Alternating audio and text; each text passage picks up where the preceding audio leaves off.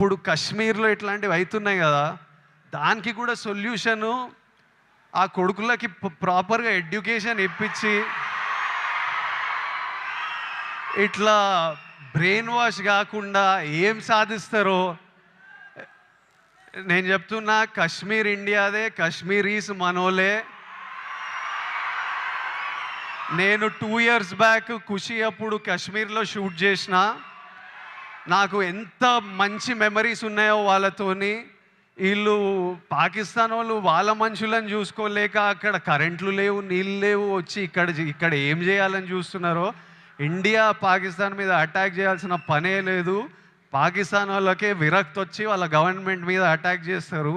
ఇట్లనే కంటిన్యూ అయితే అసలు 500 years బ్యాక్ ట్రైబల్స్ కొట్టుకున్నట్టు వీళ్ళు బుద్ధి లేకుండా, మినిమం కామన్ సెన్స్ లేకుండా చేసే పనులు.